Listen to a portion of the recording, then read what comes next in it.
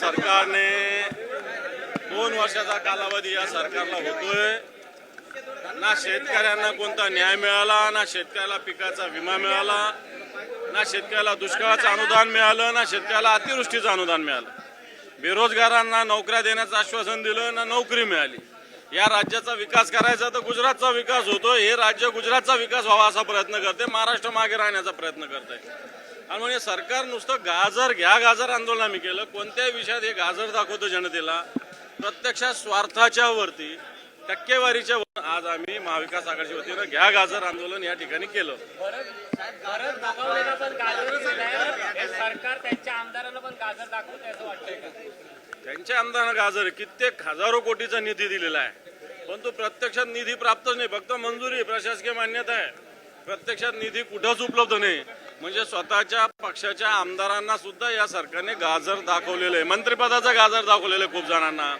त्यामुळे सरकार गाजर देणारच सरकार आहे। शिवसेनेच्या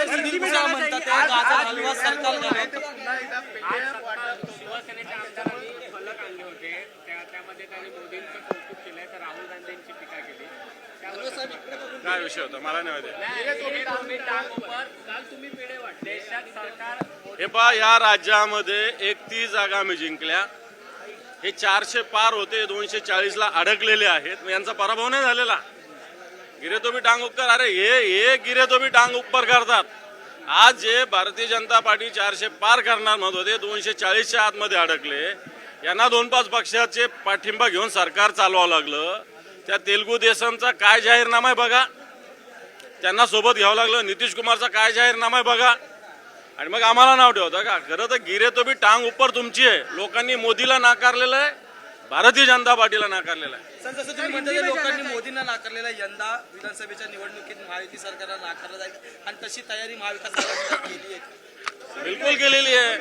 ज्या अर्थी 31 जागा आम्ही जिंकलो, त्या अर्थी सगळ्या विधानसभेचा जर रिव्ह्यू घेतलो तर जवळपास 180-85च्या वर जागेवर आम्ही बहुमत मिळवू अशा प्रकारची स्थिती या महाराष्ट्रात आहे।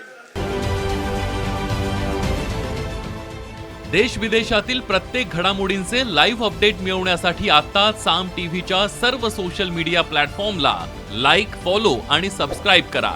तसंच सर्व नोटिफिकेशनसाठी बेल आयकॉन प्रेस करायला विसरू नका।